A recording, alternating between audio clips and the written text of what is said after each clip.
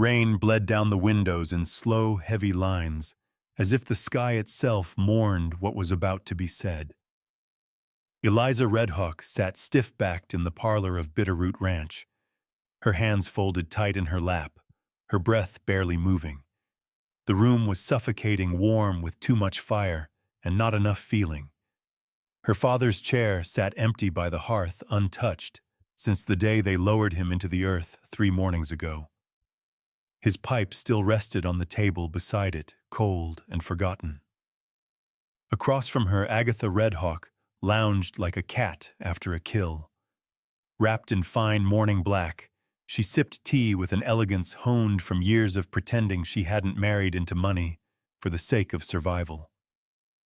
Her daughters Susanna and Lenora flanked her faces blank, but eyes sharp, skirts rustling like warning signals every time they shifted.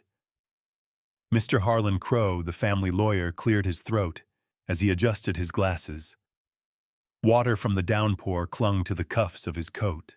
He looked as though he wanted to be anywhere but here, but duty outweighed discomfort. "This is the last will and testament of Mr. Jacob Redhawk," he said, voice thin as old paper. "Prepared and witnessed 4 months prior to his death, in sound mind and clear intention." Eliza stared at the rug beneath her boots, faded red wool woven with mountain motifs, worn nearly bare in the center. She remembered sitting there as a child, tracing the geometric shapes with her fingers, while her mother read aloud. Before the fever took her. Before the whispers started. Her name hadn't been spoken yet. Not once. The ranch and its operating rights, including all cattle equipment and land deeds, Crow continued, are bequeathed to Susanna Redhawk, eldest legitimate daughter. Susanna didn't smile, but her spine straightened like a flag raised in a breeze.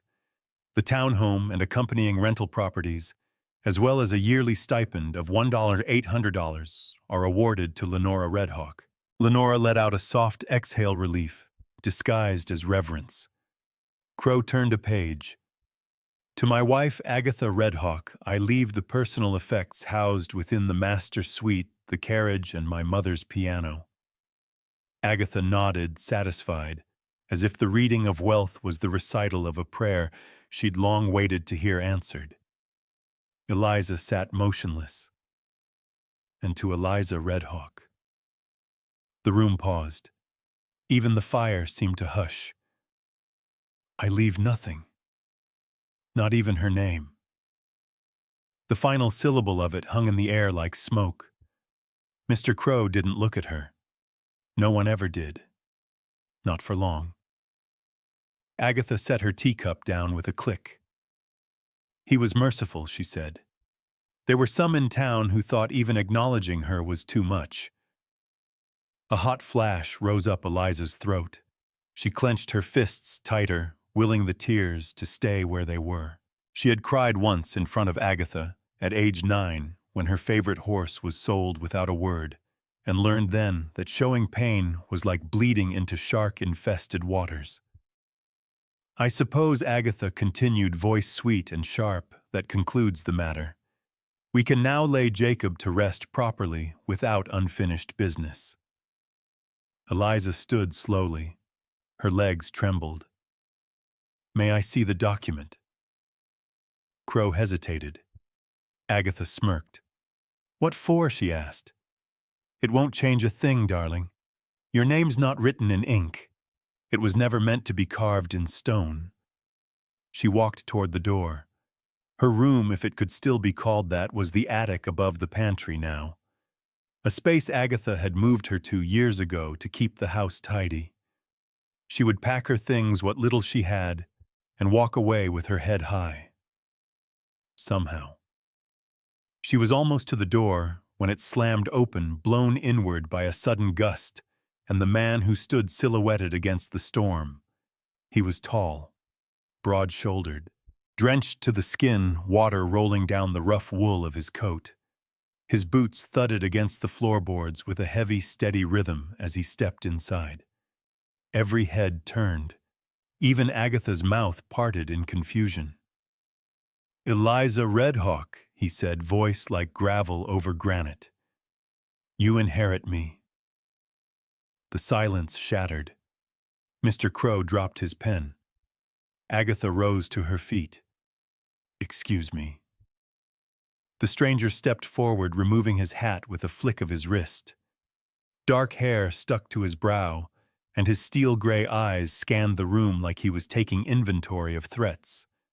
When he looked at Eliza, it was not the way others did not through her or around her, but directly, with weight. I am Caleb Hartwell, he said, eyes not leaving hers.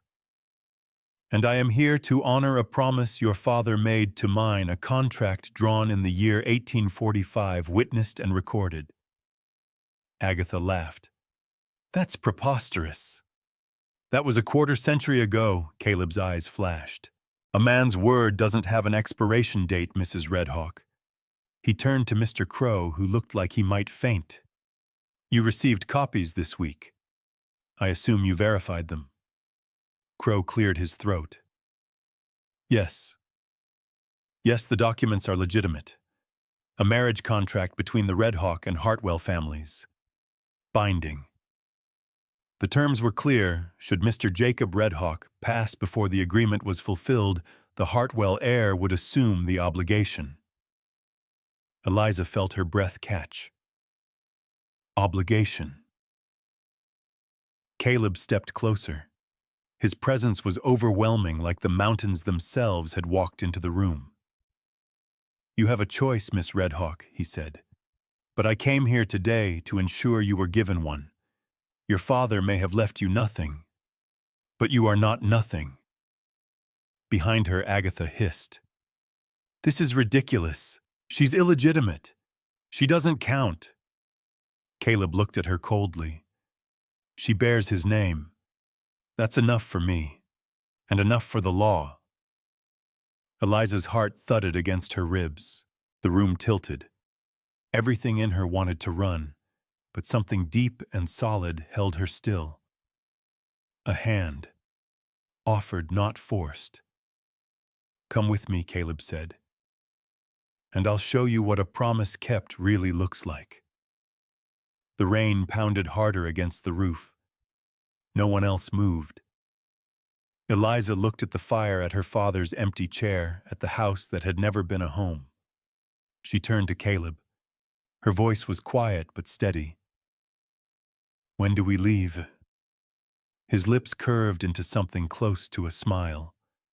Now. You're not property, Miss Redhawk, but I am the man your father bound to you by honor, by law, and by blood. Eliza stared at the yellowed contract on the desk, as if it were a rattlesnake poised to strike. Her name, her full name, was written there, in long, curling ink, just below the seal of her father, Jacob Redhawk, and opposite the bold, slanted hand of Thomas Hartwell. The signatures looked official, almost regal, and beneath them were two wax seals, long since faded. One bore the crest of the Redhawk Ranch, the other the pine-etched sigil of the Hartwell timber empire. Mr. Harlan Crow hovered behind his desk like a man waiting for a fire to catch. His spectacles were fogged again, despite having wiped them twice since they arrived in the study.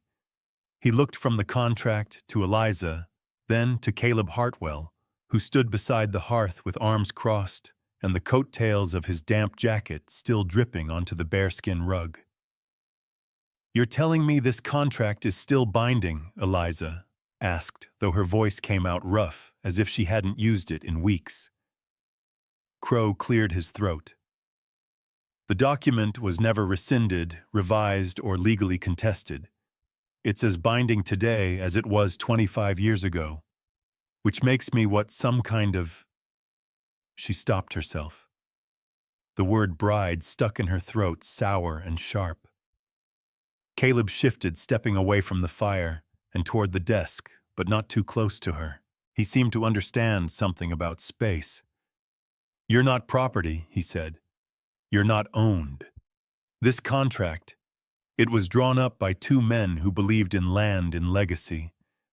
They didn't think much about what it would mean to the people involved. But I did. And when your father sent word this past summer, I read it again, understood what it meant. Eliza looked up sharply. He sent you a letter, Caleb nodded. He wrote in July. Said he regretted what had happened. That you'd been treated unfairly. That if anything happened to him, he hoped I'd honor the agreement. He asked me to make sure you didn't end up cast out. She looked down again at the ink. The paper smelled of cedar and dust and permanence. He never said anything to me, she whispered. He was a coward, Caleb said softly. A dying one. But he tried in the end. Eliza's chest twisted at that. She hadn't cried at the funeral. She hadn't cried at the will. But now here her throat ached with something raw and confused and unrelenting. She swallowed it down. So what happens now, she asked. Do I ride off with a stranger and play the dutiful wife? Caleb's jaw tightened, but not in anger. More like restraint. No. What happens now is you get to choose. He walked to the desk and opened a leather folio. Inside was another document, freshly inked with a stamp from the Clearwater courthouse. I've drawn up a revised agreement, he said. You are entitled to what the original contract promised: shelter, a marriage settlement, the protection of my name and land.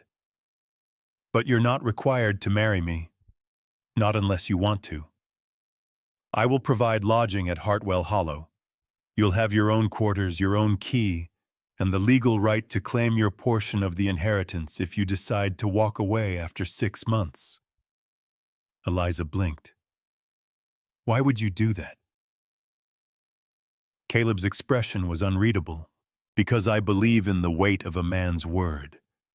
But I also believe a woman should not be cornered into a future she didn't choose.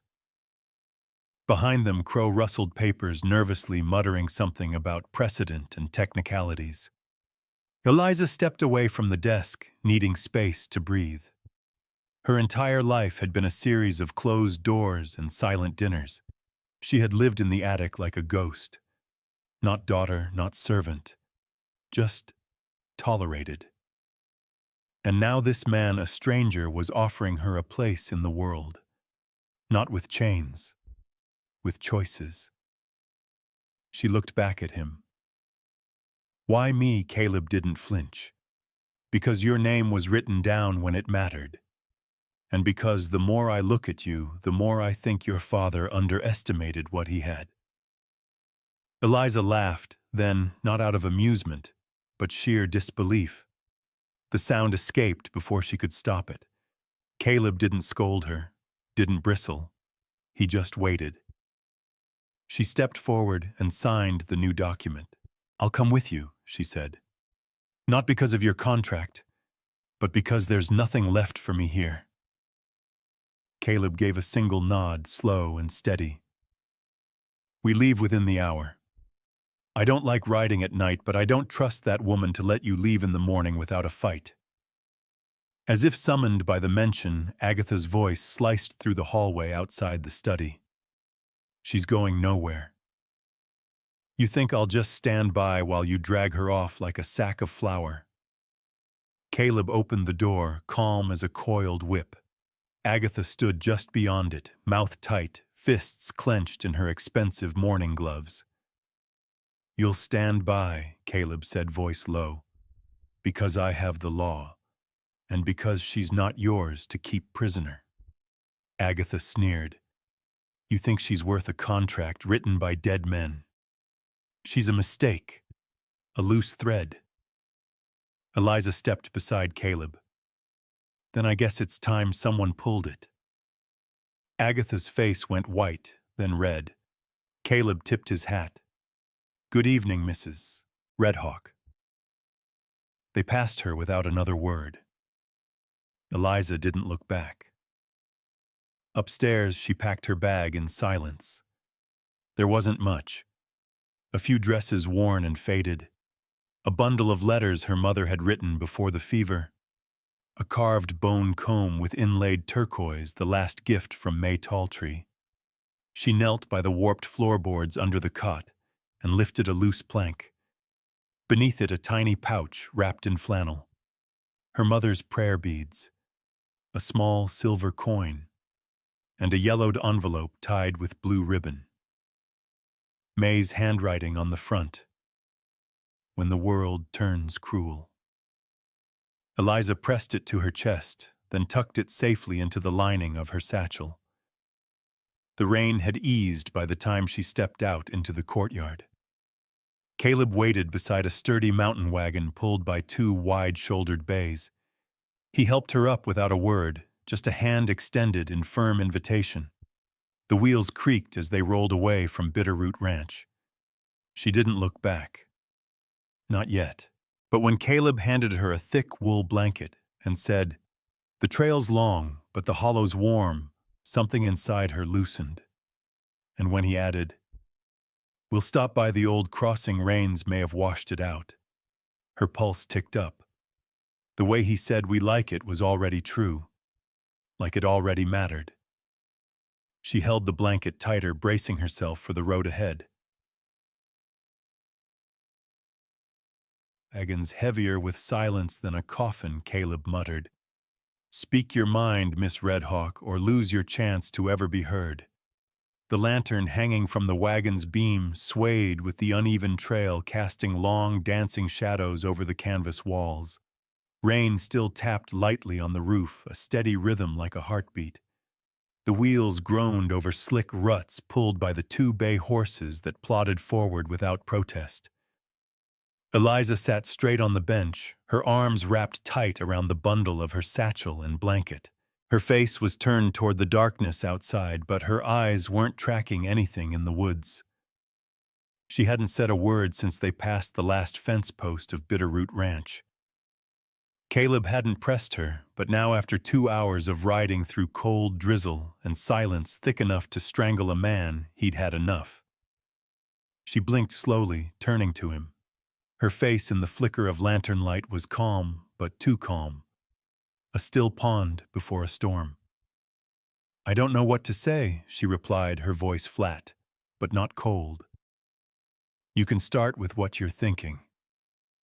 "That I just walked out of the only home I've ever known," she said.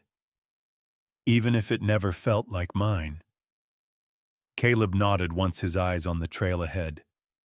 And that I left without a fight, without a scream, without a single word to the woman who hated me for existing." "Did you want to scream?" "No," she said. "That's the worst part. I didn't even want to. I just wanted to be gone." They rode on for a while. The rain softened, fading into mist. The horses slowed as the trail dipped, heading toward the narrow creek that served as the southern boundary between Red Hawk land and Hartwell territory. Eliza looked down at her hands. Did he ever want me to have this?" Caleb didn't answer right away. He reached into his coat pocket, withdrew a folded letter, and handed it to her without ceremony. The paper was creased and damp around the edges. She unfolded it carefully. The handwriting was her father's sharp, slanted strokes that she'd seen only once or twice when he left notes about firewood or chores. The words inside were short, direct. No affection, no apology. Just see the contract honored. She has nothing else. I failed her in life. Don't let me fail her in death. She stared at it until her eyes burned. "Why would you come all this way?" she whispered. "You could have ignored it." "I almost did," Caleb said, but something in his tone, it didn't sound like a favor. It sounded like a last attempt to do one thing right. Eliza folded the letter and slid it into her satchel. "I didn't ask for this, I know. I'm not ready for any of it. I'm not asking you to be." His hand stayed steady on the reins. You have time and space you can take as long as you need. The wagon jolted suddenly, wheels dipping hard into a trench. Water splashed high onto the canvas sides, and the front axle groaned. Caleb yanked the reins, bringing the horses to a halt. He jumped down in one fluid motion and disappeared into the brush ahead. Eliza sat frozen for a second, then climbed down carefully, mud sucking at her boots as she followed his path. She found him crouched at the edge of the crossing. The river was higher than usual, fat with rain. A log bridge lay broken on the far side, one half submerged and the other split like a snapped rib. Caleb rubbed his jaw. We can't cross here tonight. Do we go back? No. He looked over his shoulder. There's an old hunter's shelter about half a mile north. Built it years ago. Might still be standing. Better than staying exposed. He helped her back into the wagon, turned the team around, and took the unmarked trail off to the right. The wheels bumped over rocks and roots, and the trees closed in tight.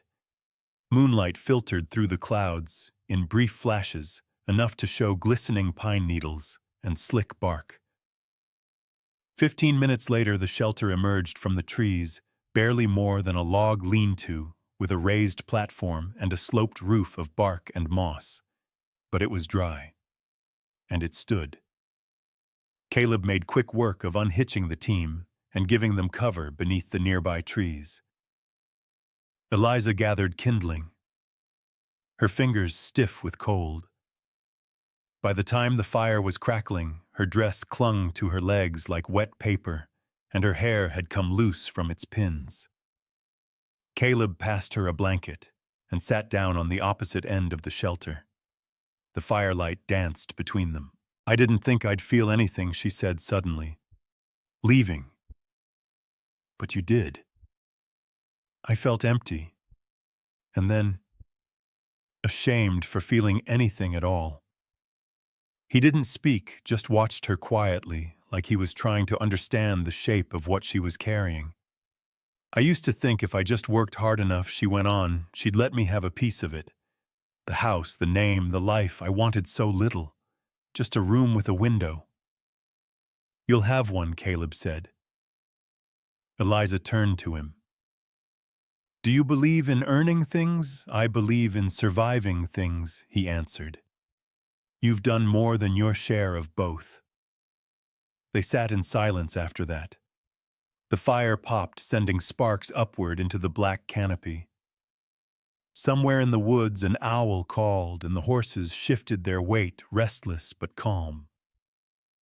Eliza drew her knees up beneath the blanket. What's it like? She asked. The hollow.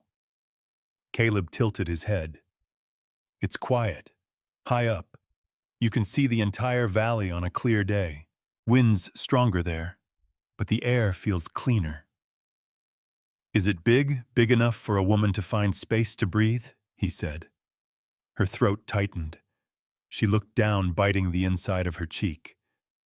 He leaned forward, resting his elbows on his knees.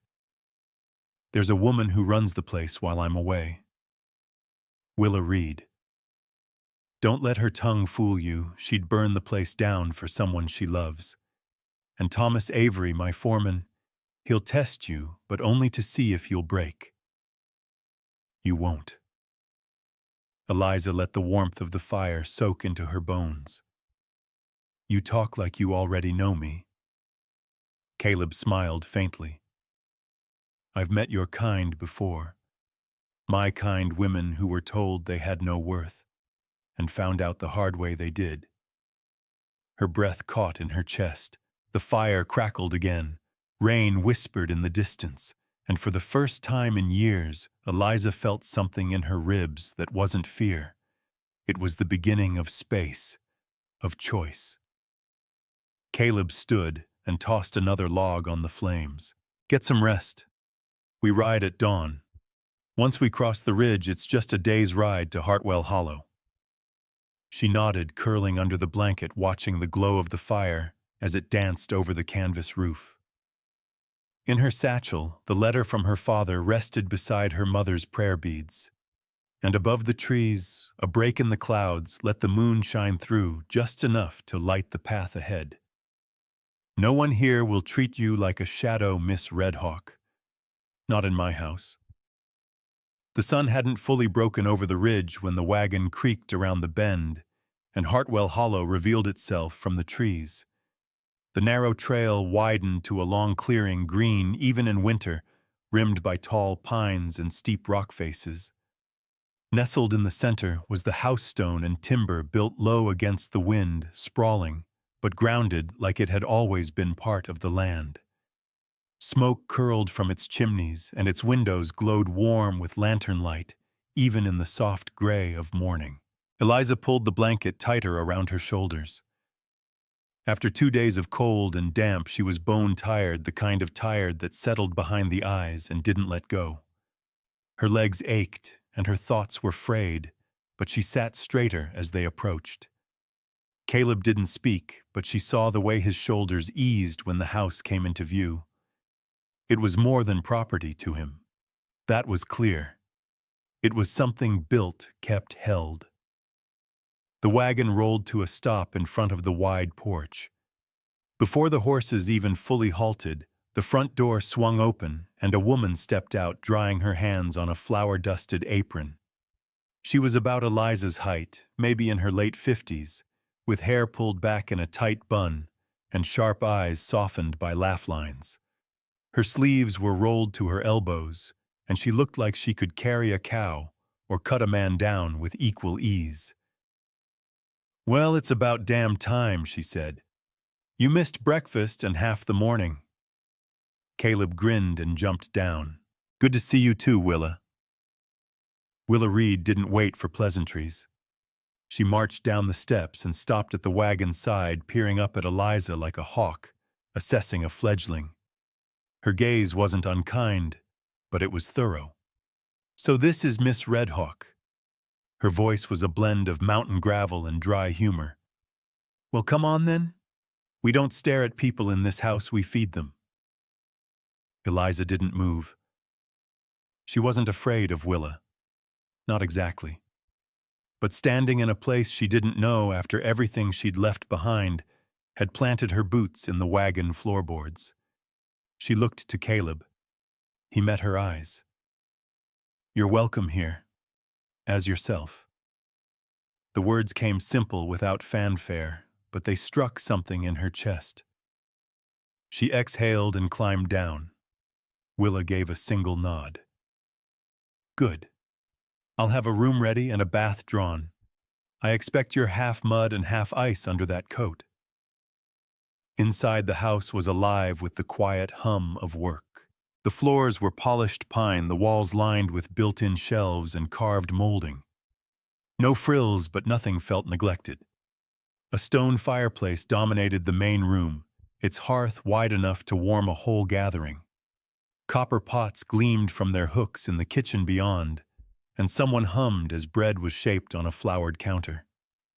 Willa showed Eliza to the east wing, past a wide staircase and down a hallway that caught the morning light through tall windows. The room she entered was more than a room. It was a suite. 3 full rooms connected by arched doorways, bedroom, sitting room, and dressing chamber. The bed was large, 4-posted, and draped in blue and green patchwork.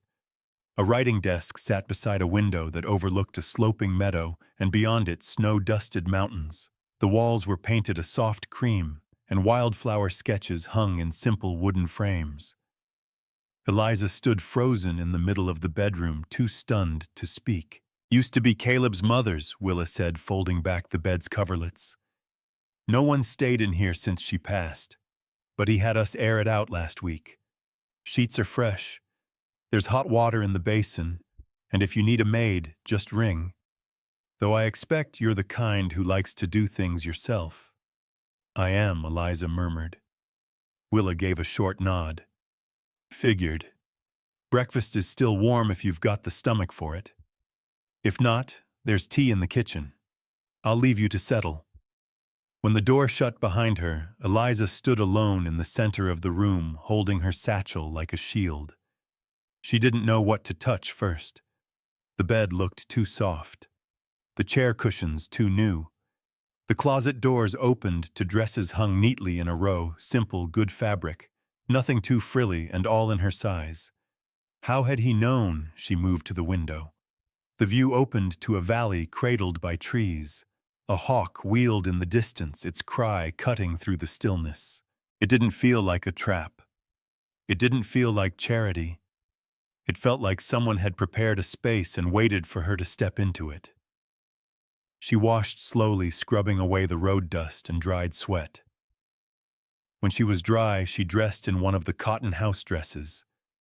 Blue, soft, no mended seams. In the mirror, she almost didn't recognize herself. No bruised eyes, no tight jaw. Just tired, yes, but not broken. Downstairs, the kitchen was filled with the smell of coffee hearth smoke and something sweet, maybe apple preserves.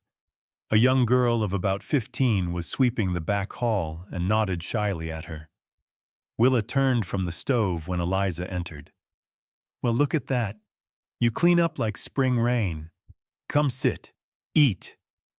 Eliza hesitated. "Should I be doing something?" Willa raised an eyebrow. "You just got here, child. Eat. You'll be useful soon enough, but you can't pour from an empty pitcher." The meal was simple porridge, with honey, a warm biscuit, and fresh coffee, but it was more than Eliza had eaten in days. She took it slowly, savoring every bite. Willa didn't hover, just moved about the kitchen with the quiet rhythm of someone who knew every drawer by heart. By the time Eliza finished, Caleb walked in from the back door, coat off, sleeves rolled to the elbow. "Good timing," Willa said, handing him a mug. Miss Redhawks had her first proper meal. Caleb looked at Eliza not with expectation, but with calm curiosity.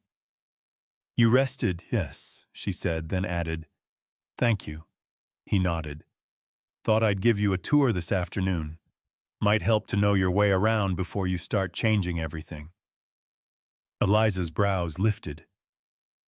"I'm allowed to change things."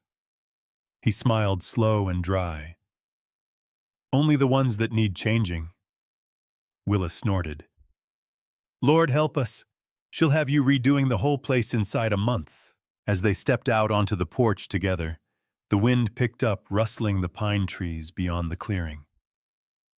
Caleb gestured toward the barns, the bunkhouse, the ridge trail leading into the higher country. "There's a place up there," he said. "Used to belong to my mother. A clearing. She'd spend whole days there with a book and a basket. I haven't gone in a while." "Why not?" "Didn't seem like mine to visit anymore." He looked at her, then really looked, and something passed between them. Not ownership, not obligation. Recognition. "I think she might have liked you," he said. Eliza turned toward the trail. The path to the clearing curved up and disappeared into the trees. The air smelled like pine needles and thawing earth. "I'd like to see it," she said. Caleb nodded once, and the two of them stepped into the trees. Some things grow even in wild places if they're left alone long enough to root.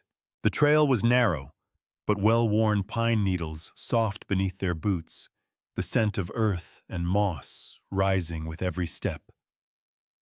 The morning sun filtered through the canopy in broken shafts, catching dust motes and the occasional snowflake drifting from higher branches. Birds called in short bursts, quieting as the two of them passed. Eliza walked beside Caleb in silence, the hem of her borrowed dress brushing her boots, her fingers absently tracing the frayed strap of her satchel. It had been nearly an hour since they left the porch, and she hadn't asked where the trail led again. She didn't need to. The way he moved, purposeful, measured, told her that wherever they were going, it mattered. When they crested the ridge, the trees opened up like a breath held too long. The clearing was wide and still ringed by old growth pines and mountain laurel. A flat boulder jutted from the ground near the center, half covered in moss. Wild grasses had pushed up through patches of old snow, and the remnants of a wooden bench sat beneath a nearby fir, weathered but upright.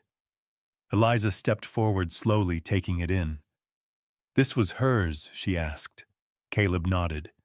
"She used to come here every spring, sit for hours, reading writing letters, sometimes nothing at all, just listening." Eliza moved toward the bench and ran a hand along the edge. It was rough from weather, but solid. A faded scarf was tied around one branch of the fir above it, pale blue fluttering in the breeze. "She used to leave bits of cloth when she came," Caleb said. "Said the wind knew her by color." Eliza sat carefully. From here, the view stretched across the valley, rolling forest, giving way to snow-capped ridges in the far distance. The sun had broken through above them, turning the sky a soft, cold blue. "It's beautiful," she said, voice quiet. He didn't answer right away, just looked at her standing a little apart, hands in his coat pockets. "She didn't speak much about the past," he said eventually, "but she'd hum old Nez Perce songs when she thought no one was listening." Eliza's head turned. She was Nez Perce half. "Like you. I wasn't supposed to talk about it outside the house." Her throat tightened. "Neither was I." He walked toward the center of the clearing and crouched near the boulder, brushing aside a layer of leaves. Beneath them was a carving, faint, worn down by weather and time. Eliza knelt beside him to read it. "Roots in stone, wind in blood." "She had it etched the year she married my father," Caleb said. "Said she needed to leave something behind that couldn't be erased." Eliza traced the words with her fingers. "Did she love him?" "I think so," he said, until he stopped seeing her. The wind shifted, rustling the laurel bushes. Eliza leaned back, her hands bracing her on the rock face tipped toward the sky. "She'd have liked this place," she said. "My mother." Caleb glanced at her. "Tell me about her." Eliza hesitated, the request sitting heavy in the air between them. No one had ever asked her that. No one had ever cared to. "She died when I was 6, fever. But I remember her voice. She read to me at night stories, prayers, weather journals. She said if you watched the clouds, you could hear the land speak." Caleb smiled faintly. "Sounds like her and my mother would have gotten along." "I think they were both lonely," Eliza said. "But stubborn about it." He chuckled. "That seems to run in the blood." She looked down at the moss between her boots. "After she died, Agatha moved into the main house. I got pushed out. First from my mother's room, then from the family table. Eventually, from memory, it felt like." Caleb's smile faded. "She wanted you erased. She almost succeeded." He moved closer, then just enough to sit on the other side of the bench. The silence stretched, but it wasn't empty. It was listening. "This place," Eliza said, gesturing to the clearing. "It feels like somewhere people could remember themselves." He looked around. She made it that way. Left it wild on purpose. Said it was the only place that didn't try to tame her. Eliza nodded, letting the wind pull at her sleeves. Some things grow even in wild places if they're left alone long enough to root.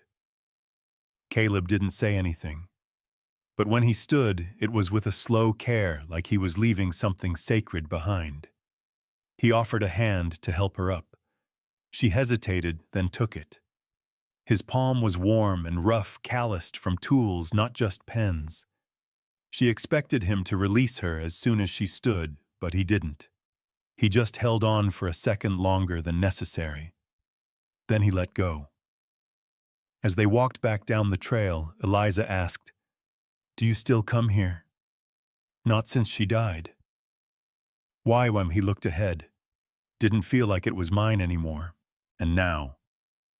He glanced sideways at her. Now I think maybe it was always meant to be shared. They reached the edge of the woods as the sun climbed higher. The air was warming, and the valley below glowed with the promise of early spring. Hartwell Hollow came into view, quiet and strong against the ridge. Smoke curled lazily from the chimney. Eliza paused at the edge of the trees. "Thank you," she said softly. "For what?" "For letting me see it. For not filling the silence." He smiled, small but real. "I told you, no one here will treat you like a shadow." They stepped into the clearing, the house ahead of them. Willa stood on the porch with her hands on her hips, lips pursed. "There you two are," she called. "Storm's coming tonight. If you're planning to eat something warm, I'd suggest you don't linger." Caleb raised a hand in reply. But before they reached the steps, a crack of thunder rolled low in the distance. Not lightning, something heavier, sharper. Another rumble followed, closer this time. Caleb's head turned toward the southern hills, his brow furrowed. "That's not thunder," he said. "That's the low pasture fence." A second later, Thomas Avery came running up from the barn, his coat unbuttoned, hair wet with sweat. "Creek's flooded," he shouted. "South herd's panicking. Fence won't hold." Caleb didn't hesitate. "Get the men. I'll get the bridles." He looked back at Eliza, his voice quick and calm. "Stay inside." But she was already reaching for the porch rail, eyes flashing. "No," she said. "Tell me what to do." Caleb blinked once, then nodded. "Follow me. We'll need more than hands. We'll need heads that can think fast." And with that, they ran. They won't follow a whip, but they'll follow calm. If you stay steady, they'll trust your voice more than the rain. Mud sucked at her boots as Eliza sprinted across the pasture skirt, pinned up to her knees, the wind clawing at her hair. Rain spat sideways, stinging her cheeks, and the sky above had turned the color of slate. Below the ridge, where the land dipped into a wide open bowl, chaos roared. Cattle, 24 at least, were bucking and bellowing in a frenzy, their slick hides flashing dark in the dim light. The south fence had given way, and a frothing stream split the pasture in two, its banks swollen with runoff. The current had eaten half the crossing and pulled 2 fence posts clean out of the earth. Thomas Avery shouted commands from atop a drenched mare, swinging a rope to push the herd back. 2 ranch hands on foot tried to flank the far side, slipping in the churned mud. The steers pressed against one another, frightened by the storm, the water, the noise. One young calf had already been separated and stood trapped in the corner of the far slope, trembling and calling out. Eliza slowed near the gate, heart pounding. Caleb came up behind her, breath-ragged face streaked with water. He scanned the scene fast, calculating already moving. "You good with horses?" he asked without looking. "I was raised beside them," she replied. "Good. Take Bailey." He gestured to a smaller chestnut mare tied by the fence. "Ride the far curve and cut off the flank before they push through the trees. Keep your voice low. No shouting." She nodded once, running for the horse. Bailey stamped, but didn't shy from her hands. Eliza threw herself into the saddle, grabbed the reins, and turned hard, heading for the east rise. The mare responded fast, hooves slipping, but holding, climbing the slope in a wide arc to skirt the edge of the scattered herd. Caleb, already mounted, was driving the main body back with Thomas. Every few seconds he let out a whistle or a sharp command, controlled, measured, never panicked. His presence grounded the chaos. Eliza reached the top of the ridge, leaning low to whisper to Bailey, "Easy now. We're not here to scare them." Below, a pair of heifers had broken from the pack and headed for the tree line. Eliza angled the mare downslope and rode into their path, waving her arm and clicking her tongue in rhythm. They slowed, turned. Their heads swiveled to her, then back to the herd. She spoke low and steady. "That's right. Back to the others. You're not alone." Bailey danced beneath her but didn't bolt. The wind whipped her dress out behind her like a flag, but Eliza stayed upright, her eyes sharp. The two heifers rejoined the herd in a loose arc. Behind her, a sharp scream cut through the wind. Eliza turned hard in the saddle. Willa was at the edge of the clearing, one arm raised. She pointed toward the far slope. The calf. It was trying to cross the flooded stream, too small, too frantic. Its front legs slid down the embankment and the back half followed with a messy splash. The water caught it immediately, sweeping it down into the shallows. Eliza kicked her heels. She galloped back down and swung wide around the pasture, racing toward the broken fence and the rising water. The others were too far. Caleb was trying to corral the main herd, and Thomas hadn't seen the calf go under. Eliza dropped from the saddle as Bailey slid to a halt.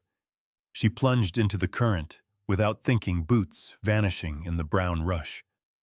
The calf bleated, panicked, and slipping. Eliza reached with both arms, catching its wet shoulder just before it was pulled under a log snag. "Hold still," she gasped, planting her feet. "You're all right. Just hold still." The current shoved her sideways and she nearly lost her grip. Her knees buckled, water climbing up to her hips. The calf kicked wild-eyed. She dropped lower, throwing her weight backward to anchor both of them. A strong hand grabbed her arm. "Got you!" Caleb shouted, half in the water already. He hooked his arm beneath hers and reached across to grab the calf's flank with his other hand. Together, straining against the weight of water and fear, they pulled the calf to the bank. Eliza collapsed onto the grass, panting hard, soaked through her arms, shaking. Caleb pulled the calf higher out of the water, then turned to her, crouched beside her with rientions. "You all right?" She nodded. "Nothing broken." He gave a breathless laugh. "You just dove in." "I wasn't going to let it drown," she muttered. He studied her for a moment. "Not just for injury, something else." "You didn't flinch," he said. "They won't follow a whip," she said between breaths. "But they'll follow calm. If you stay steady, they'll trust your voice more than the rain." Caleb's gaze held hers for a long beat. Then he nodded once and stood.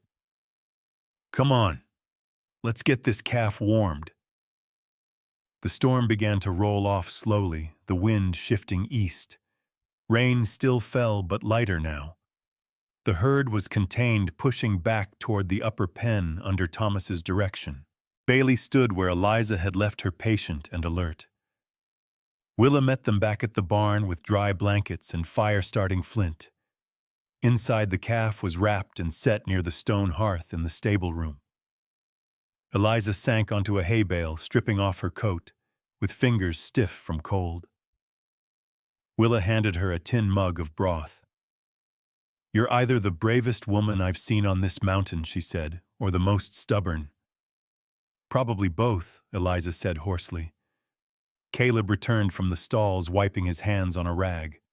"She kept the herd from splitting. We could have lost 5 head if she hadn't ridden the flank." Willa arched an eyebrow. "Well then, looks like this one doesn't need any breaking in." Eliza looked up. "I didn't come to be anyone's hero." "No," Willa said. "But you didn't come to hide either." Caleb crouched beside the calf, now breathing slow and even beneath its blanket. "She saw what needed doing," he said. "Didn't wait for permission." Eliza looked at him, her face still flushed, but her voice clear. "That's how I survived Bitterroot. If I waited for permission, I'd still be in the attic." Willa gave a grunt of approval. "Well, Looks like Hartwell Hollow just got itself a second backbone.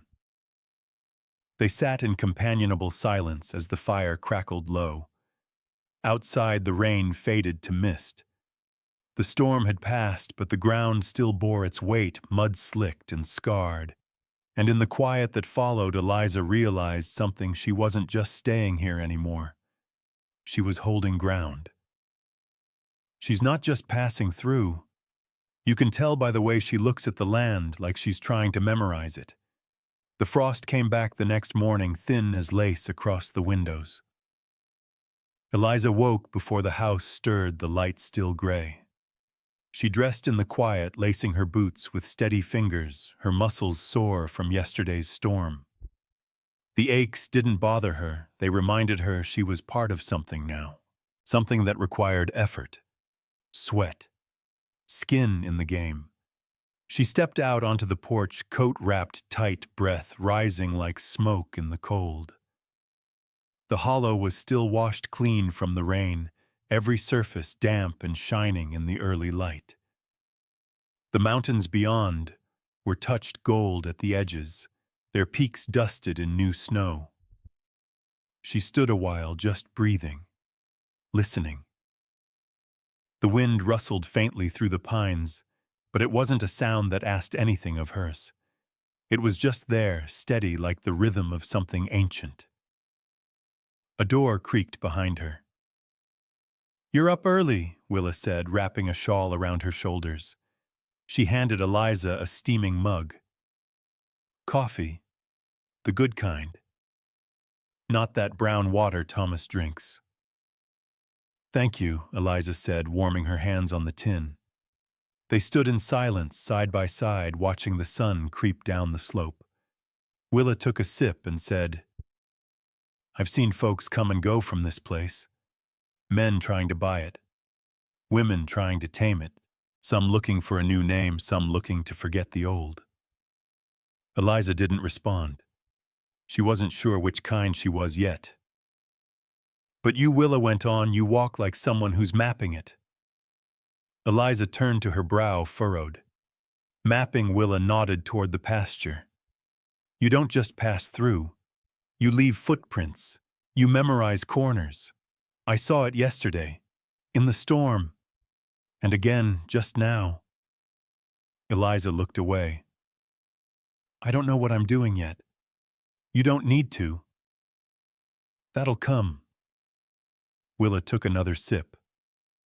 "Just don't act like you're temporary if you don't mean to be." The words landed harder than they should have. Eliza carried them through the morning, through chores, through breakfast, through a long walk up the ridge to check the perimeter with Thomas. They didn't speak much, but she noticed the way he occasionally glanced at her, like reassessing. When they paused by the north fence line, he leaned on the post and said, "You did good yesterday." Most would have panicked. "I didn't have time to," she said simply. He nodded. "You planning on staying?" She hesitated. "Would that be a problem?" Thomas shrugged. "Depends. Some folks put their roots in light soil. First wind, they blow loose." Eliza met his gaze. "I don't bend that easy." He didn't smile, but something in his face eased. "Good," he said. "We need more like you." They finished the fence check and headed back. By late afternoon, she was back in the barn, helping Willa sort winter feed. They worked in rhythm, passing, stacking, measuring. Eliza listened more than she spoke, filing away the routines, the unspoken habits that made the place run smoothly. As the sun dropped low, Caleb returned from town. She saw him ride in from the south road, his coat dusted with the cold, a parcel tied to his saddle. She didn't mean to wait for him on the porch. She just happened to be there. He dismounted and climbed the steps, handing her the parcel without explanation. She opened it to find a worn leather-bound journal, the cover soft with age. "What's this?" "Your father's," Caleb said. "Crow sent it along. Found it in a box with some old deeds and letters. Figured you ought to have it." Eliza opened the cover and saw her name in her father's handwriting. To Eliza. I didn't give you much. Maybe this makes a small dent. Her throat tightened. She ran her thumb along the inside edge pages, yellowed and full of ink. A mix of entries, weather notes, cattle counts, and every so often, a line that strayed into the personal. She read aloud, "The wind this morning reminded me of her mother. Sharp and impossible to ignore." Caleb stepped back, giving her space. "There's more like that in the middle. He didn't write much that wasn't necessary, but sometimes he couldn't help it." She closed the book gently. "I didn't think I'd ever have something of his," she said. "Not something that belonged to both of us." Caleb looked at her a moment, then said, "I know what it's like to inherit silence." The words struck deep. He turned to go, then paused. "I was thinking of riding out to the clearing again tomorrow, checking the south fence. You're welcome to come." She didn't answer right away, just nodded. "I'd like that." That night she read more of the journal by lantern light. One entry dated 3 years ago caught her breath. Saw her hanging laundry in the frost. Her hands were red raw. "I left gloves on the railing. She never wore them. Probably thought they weren't meant for her, my fault. All of it." She closed the book, tears pricking her eyes. She hadn't known, not really, that he'd seen, that he'd cared even quietly wrongly too late. In the hallway, she heard Willa's low voice talking to Caleb near the kitchen. "You giving her room?" Willa asked. "She needs time," Caleb said. "She also needs truth. She's not passing through Caleb. You see it, don't you?" There was a long silence before Caleb said, "I see her." Eliza stood in the dark, the journal pressed to her chest, the firelight from her room flickering down the hall like a heartbeat. She didn't know what tomorrow would bring, but she knew she was here. She was not passing through. "I never wanted to own her. I just wanted to be someone she could choose." The clearing looked different in winter light. The sky was clear and sharp as glass, and the snow had retreated into shaded hollows and gullies, leaving the earth damp and open. Patches of green had begun to return, small but certain. The wind that moved through the trees wasn't bitter today. It was cool, steady, and watchful. Eliza sat on the old bench beneath the fir tree, Caleb beside her, a respectful distance kept, but not cold. She'd brought the journal. It rested between them on the wood unopened. Neither had said much since arriving, but it wasn't uncomfortable. It was the kind of silence she was coming to recognize here, not hollow, but full of room. Caleb leaned back slightly, one arm resting across the top of the bench. "When I was 12, I tried to camp out here overnight. Thought I could prove I was as tough as my older brother." "You have a brother, Had." His voice was flat, but not bitter. "James. Died in a cattle stampede when he was 17. We were breaking wild steers. One of them panicked." "I'm sorry." He gave a small nod. "It changed my father. And my mother." The hollow was never the same after that. She came up here less often, until she stopped altogether. "I don't think grief ever really leaves," Eliza said. "It just changes what kind of silence you live with." Caleb looked at her, then really looked. "You speak like someone who's had to carry a lot of it." She didn't flinch. "I have." The wind stirred a curl loose from her braid. Caleb reached out without thinking and tucked it behind her ear, then paused, his hand caught in the space between gesture and hesitation. She didn't pull away. "You know," he said softly, "I wasn't sure about this. The contract, the arrangement. Felt wrong at first." Eliza turned to him, brows slightly raised. "And now I think maybe it was the only way fate knew how to bring you here." Her heart stuttered, but she didn't speak. He looked away toward the mountains. "I never wanted to own her," he said, voice lower now. "I just wanted to be someone she could choose." It was a confession and a prayer dropped between pine needles and sunlight. Eliza stood walking a few paces toward the rock in the center of the clearing. The words etched in stone were softer in the light. Roots in stone. Wind in blood. She thought about her father's journal, about the gloves on the railing, about years spent folding herself smaller to take up less space. She thought about the calf in the flood and the porch at dawn, and the steady way Willa handed her coffee like it meant something. Then she turned. "Do you still want me to choose?" Caleb rose slowly. "Yes. And if I don't, then you'll still have a home here. No one's tying you to anything you didn't ask for."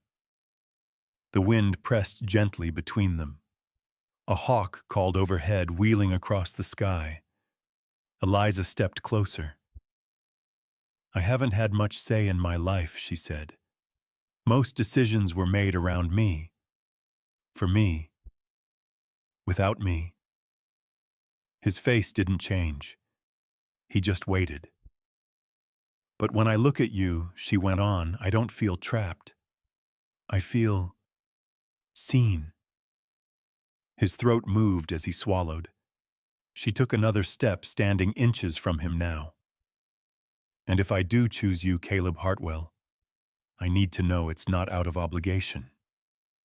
His hand came up again, slower this time, and rested lightly against her cheek. "It's not." The words weren't rushed, weren't heavy, but they held weight. Eliza leaned into his touch for the briefest moment, then pulled back with a breath that shook slightly. "We have time," she said. His smile was small but warm. "Yes, we do." They stayed a little longer in the clearing. She read from the journal aloud some lines about spring grazing and weather patterns, and then a note scribbled in the margin. Eliza laughed at the rain today, like her mother. Brave, stubborn, light in dark. She read it twice. On the way back down the trail, Caleb told her about the first horse he broke on his own, a stubborn gelding named Flint, who bit every hand that fed him and refused to be bridled until the 3rd month. She laughed, picturing him at 16, angry and determined. They returned just before sunset. The barn lights were on, casting golden rectangles across the ground. Thomas met them at the gate, hands tucked into his vest. "We've got visitors," he said, his mouth tight. "2 riders from Bitterroot." Eliza felt the heat leave her fingertips. "Who?" Caleb asked. "Your stepmother and the eldest daughter. Came in dressed like they were arriving at a wedding. Said they needed to speak to Miss Redhawk directly." Caleb looked at Eliza. "Do you want to?" Her spine straightened and the answer came clear. "Yes." They entered the house together. Willa was already in the parlor, standing near the hearth, like a mountain herself.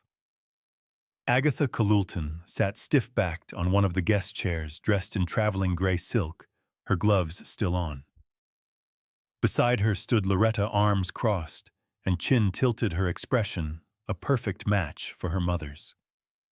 Eliza stepped forward slowly, boots echoing on the floorboards. She didn't bother to sit. Agatha rose. "You've been missed," she said coolly. "No, I haven't." The woman blinked. "We came to offer an understanding. Your father's journal was not part of the estate." "It wasn't yours to claim," Eliza interrupted. "Neither was my life." Loretta scoffed. "You think this place makes you better than us? It's a glorified barn." Caleb's voice cut through the tension like steel. "It's a home. Something you clearly never gave her." Agatha's mouth twitched. "We don't want trouble. We only came to speak with civility." Eliza tilted her head. "Then speak plainly. What do you want?" Agatha hesitated. The contract. We'd like to see it. We want to ensure everything was handled legally. You're not going to undo it, Eliza said. You had your chance. You made your choices. Agatha's mouth thinned. You're still part of that bloodline. No, Eliza said softly. I'm part of this one now. She didn't shout. She didn't tremble. She just stood steady as the mountains beyond the porch. Agatha said nothing else. She turned, nodded to her daughter, and the two swept out like ghosts exorcised. Caleb exhaled slowly. Willa chuckled. I'd say that's the last time they'll ride up this mountain. Eliza looked down at her hands, still calm. Her chest still tight, but not with fear, with certainty. She looked to Caleb. Tomorrow I want to go into town. He raised a brow. For what? To buy paper and ink. I have some writing to do. He smiled. Letters, she nodded. And maybe something else. He didn't ask what. She didn't say. But the roots were already growing. People like her don't disappear, they leave a shape behind, and you either grow around it or you break. The snow returned in the night, soft this time, not fierce. By morning, Hartwell Hollow had been dusted clean again, a fresh layer covering the muddied paths and patchy grass. It wasn't deep, just enough to make the fences look outlined in chalk, and the trees wear their frost like lace. The cold crept slow and steady, but it didn't sting. Eliza sat at the kitchen table after breakfast, sleeves rolled and ink smudged faintly on her fingers. The journal lay open to a fresh page, and beside it sat a half-finished letter, miss. This one to an old neighbor back in Bitterroot, someone who used to leave an extra loaf on the back steps when Agatha forgot to feed her. She wasn't writing for forgiveness, or for any return. She was writing to name things, to make them real. Willa stepped in from the back porch, brushing snow from her shoulders. She carried a small bundle wrapped in oilcloth. This came by Ryder, she said, setting it on the table. From Coopersfield. Eliza paused mid-sentence. Coopersfield, return address says Galloway's.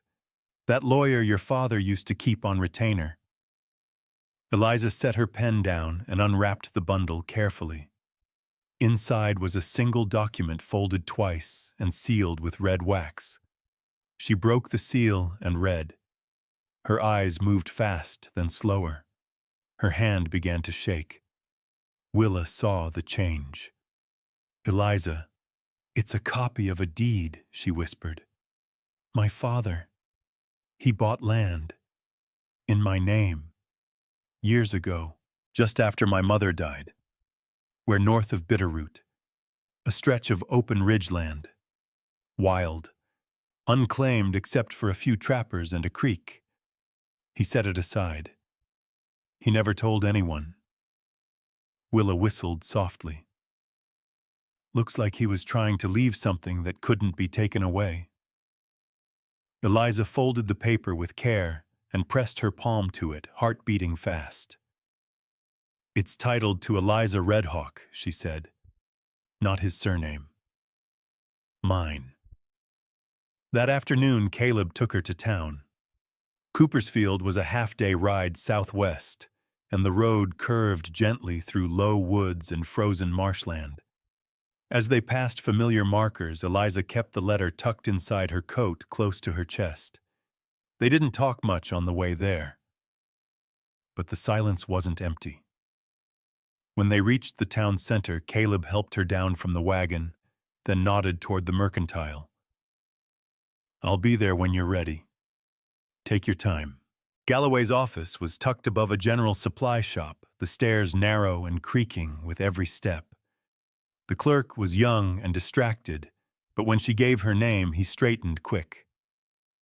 You're Eliza Redhawk, he asked wide-eyed. I am. One moment. Mr. Galloway left a file for you. Said if you ever came in person, he'd know the rest had sorted itself out. The clerk returned with a thick envelope aged at the edges. Inside were maps, letters, receipts. Her father's handwriting looped and faded on many of them. Notes about land surveys, rainfall charts, grazing potential.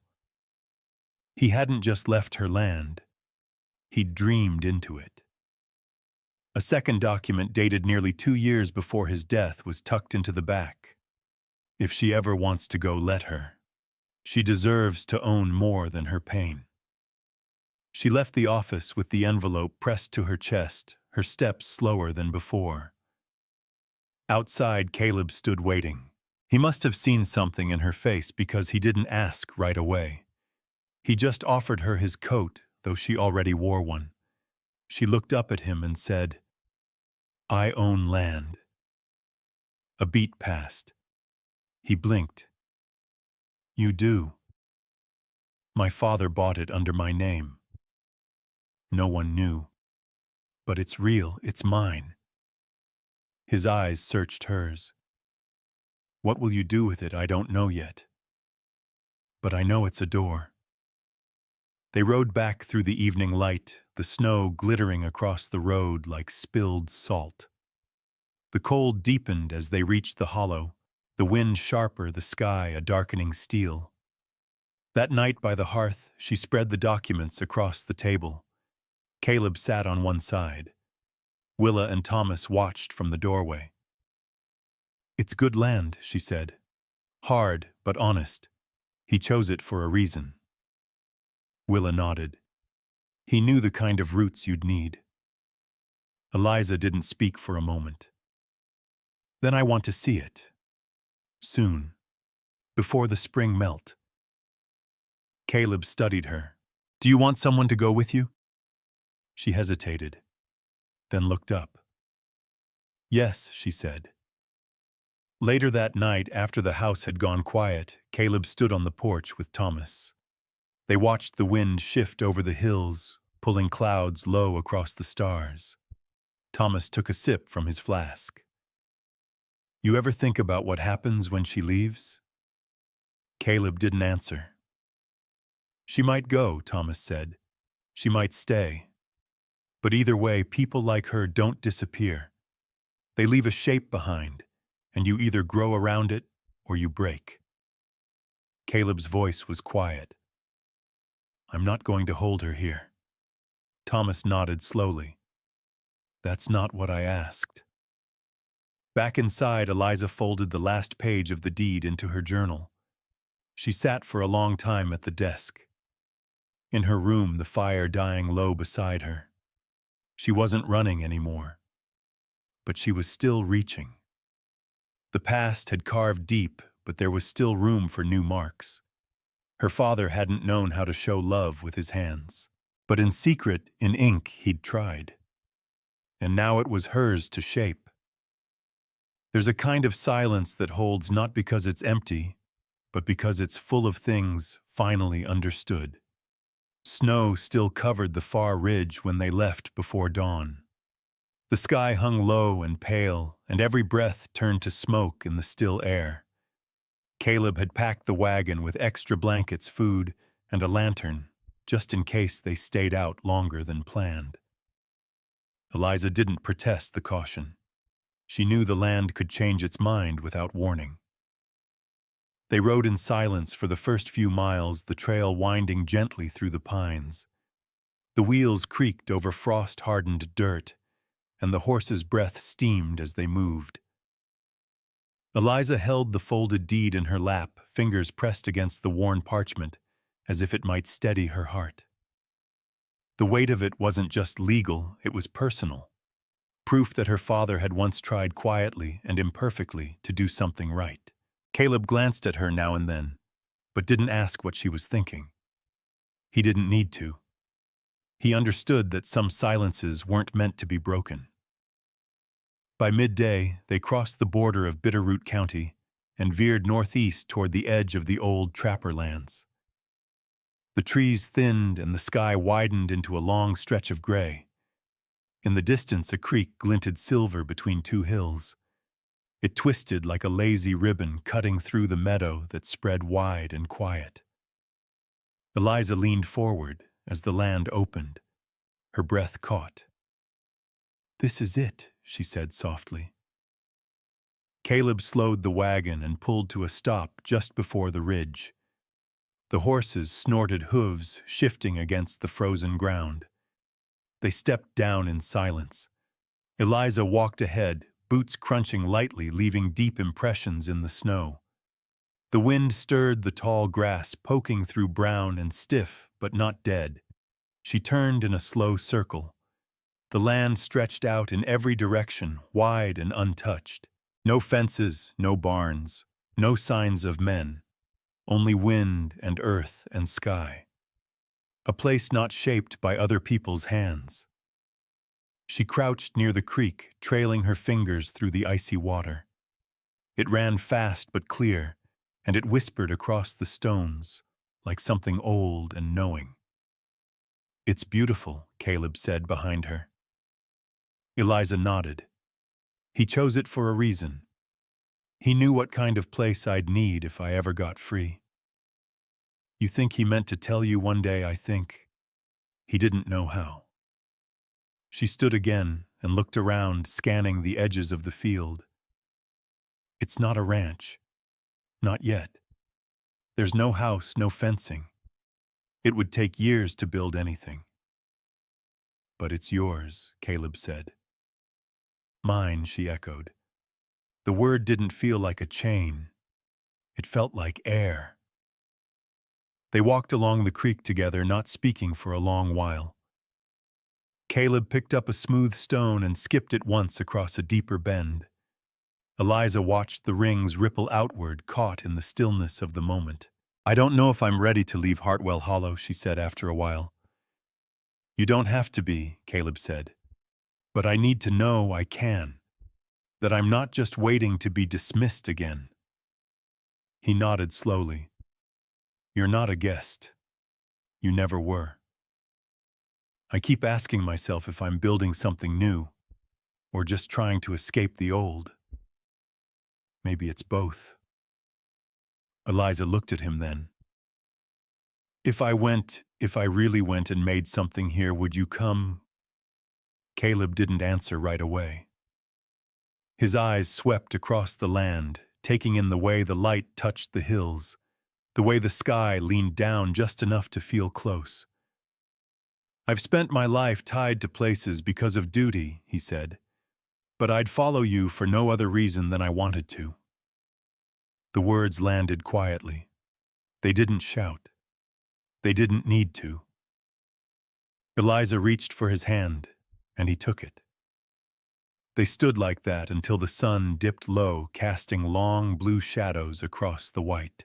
Back at the wagon, Eliza turned once more, eyes taking in the entire ridge, the curve of the stream, the wind's path across the tall grass. "I want to call it Red Hawk Bend," she said. Caleb smiled. "It suits you."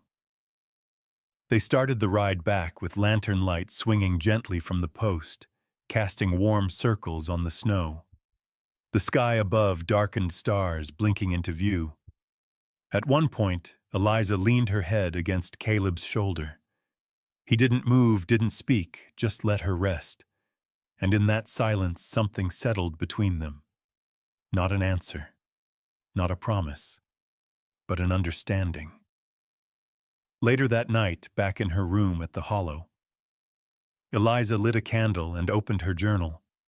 She wrote down the name Red Hawk Bend, and then drew the outline of the creek and hills from memory. She wrote beneath it, not just land, not just inheritance. This is my beginning. A knock came at the door. Willa stepped in with a mug of tea, sharp with ginger. "How was it?" Eliza looked up. Her eyes shone, but her voice was steady. It was quiet. Willa nodded. "The kind of quiet that holds, yes," Eliza said. "Exactly that." She sipped the tea and warmth filled her chest. Tomorrow would bring questions, decisions, hard work, but tonight she would let the silence hold her, because it was full not of absence but of understanding, of roots beginning to grip. Forgiveness isn't always about letting someone back in.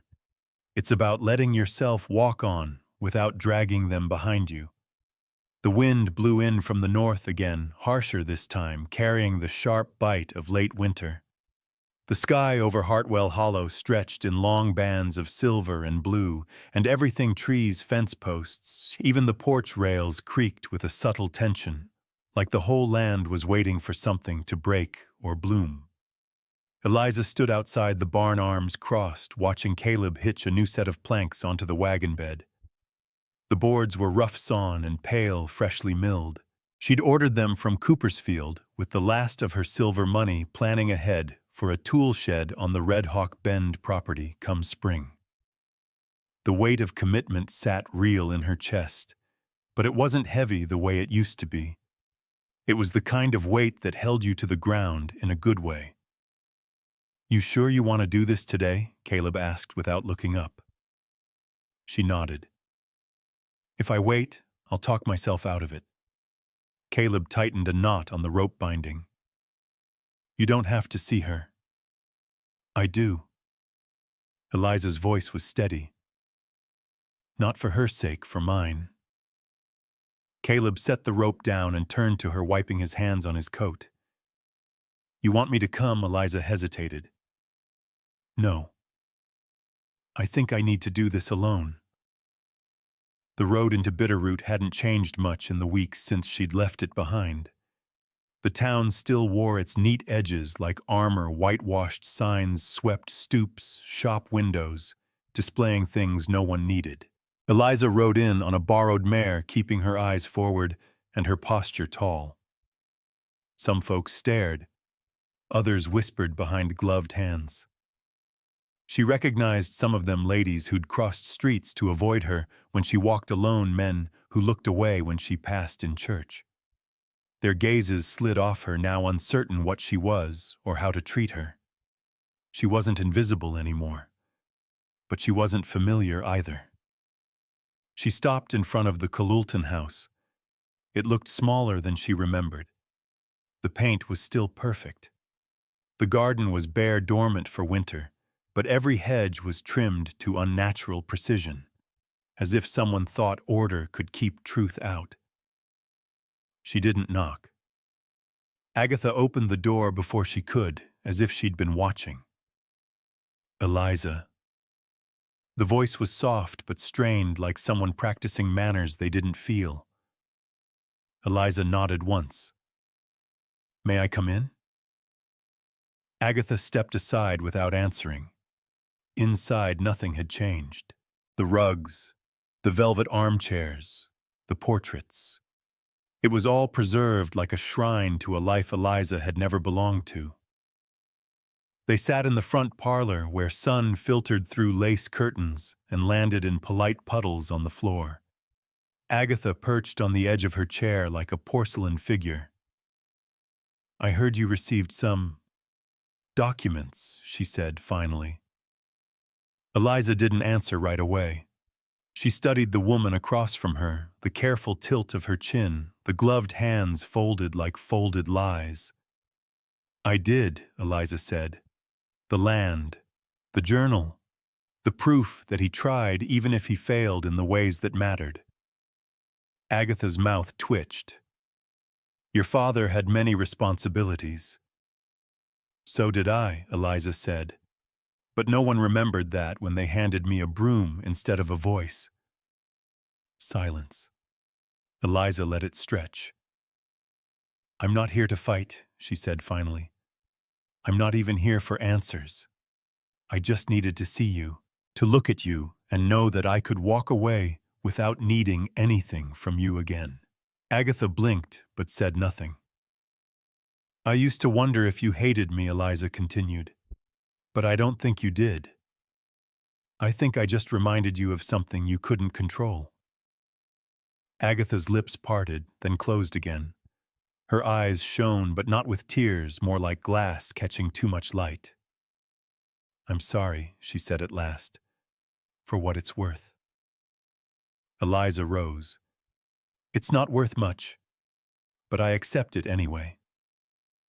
She crossed the room, pausing near the fireplace. A photo sat on the mantel, her father younger standing beside Agatha and Loretta. Eliza was not in it. She never had been. She turned without touching it. "Forgiveness isn't always about letting someone back in," she said quietly. "It's about letting yourself walk on without dragging them behind you." She left before Agatha could reply. Outside, the air smelled like cold pine and coal smoke.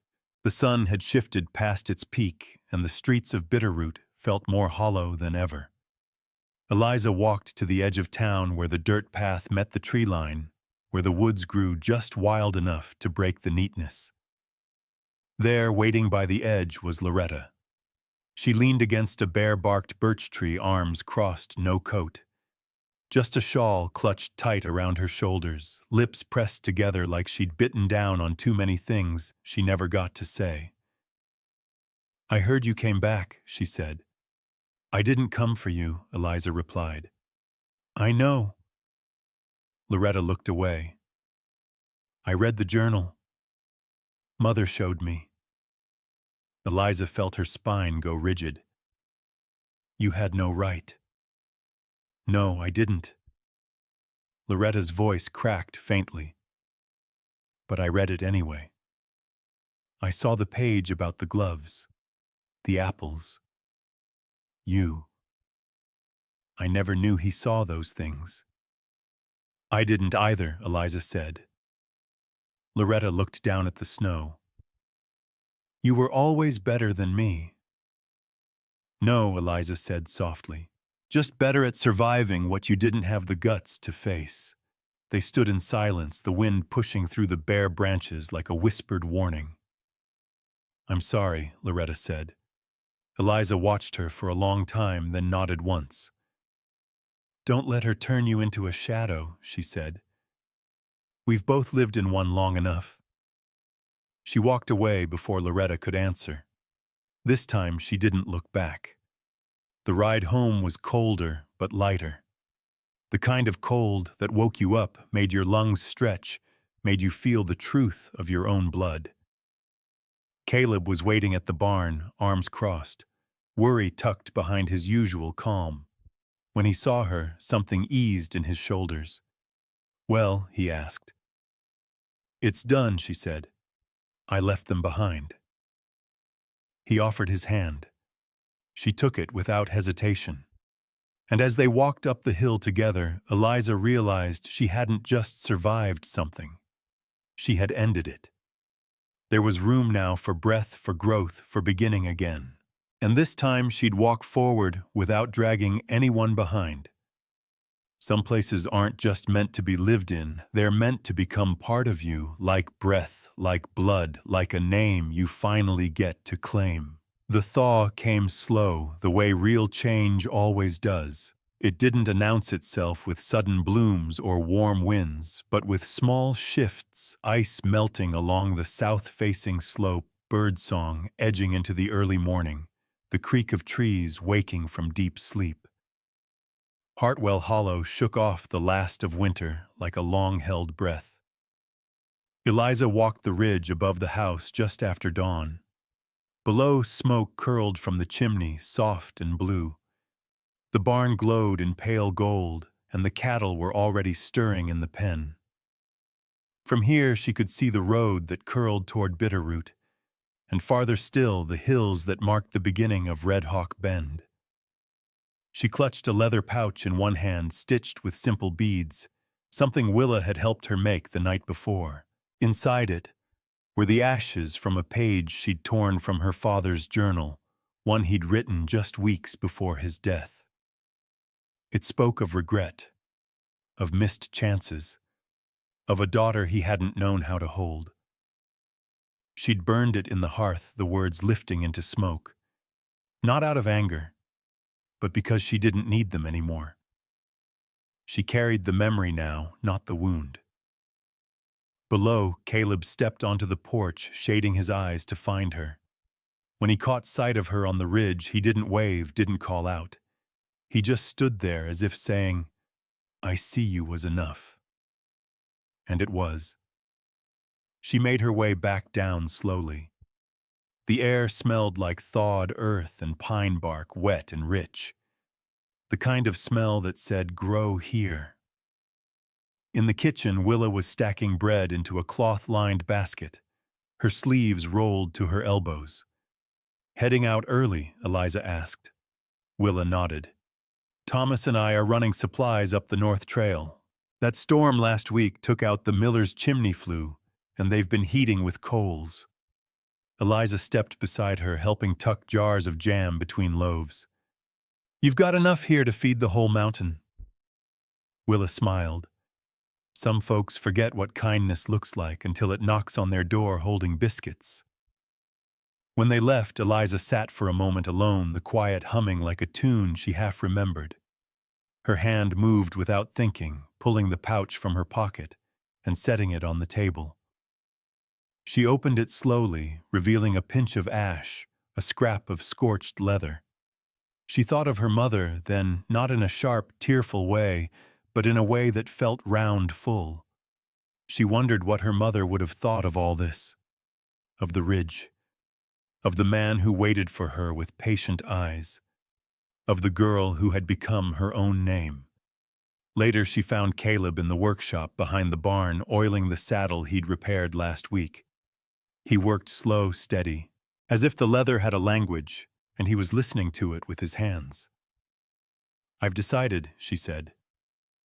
He didn't look up right away. "About the land. About everything." Now he looked at her. "I'm not leaving Hartwell Hollow," she said. "Not yet.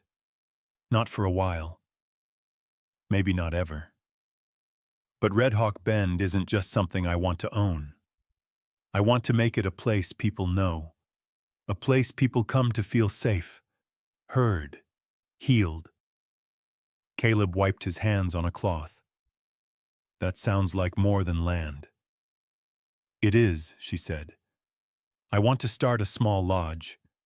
Maybe just 2 rooms at first. A kitchen that serves hot meals. A barn that takes in horses and travelers who've lost the trail or need rest." He watched her closely. "You know that's not easy work." "I know." She stepped forward. "But it's the kind of work that lasts." He set the saddle aside and she felt the pause between them shift. "I'll help you," he said. "I know," she replied. "But I'm asking because I want to do it with you, not because I need saving." Caleb smiled, small and full of something quiet. "I wouldn't want it any other way." The spring came in full a week later. Buds unfurled on the trees like promises. The creek behind the barn surged louder with snowmelt. Birds nested in the eaves and the porch felt alive with warmth in the mornings. They rode out to Red Hawk Bend on a Tuesday, just the 2 of them. Caleb had brought survey stakes and Eliza had packed sandwiches wrapped in cloth and tied with string. When they reached the land, it greeted them like an old friend. The creek shimmered. The wind moved like music through the grass. The place felt unchanged, but Eliza wasn't. They marked the spot for the foundation near the curve of the stream beneath a tall cottonwood that would shade the front porch. Caleb handed her the first stake. "You sure?" he asked. She drove it into the earth without hesitation. The sound echoed clean and final. "Some places aren't just meant to be lived in," she said, breath catching slightly. "They're meant to become part of you, like breath, like blood, like a name you finally get to claim." They stood there a long time after watching the wind roll over the ridge like a slow wave. And in that moment, surrounded by sky and soil with roots sinking under her and a future waiting to be built, Eliza Redhawk knew she was no longer surviving. She was living, fully, freely, and this time the story was hers to write.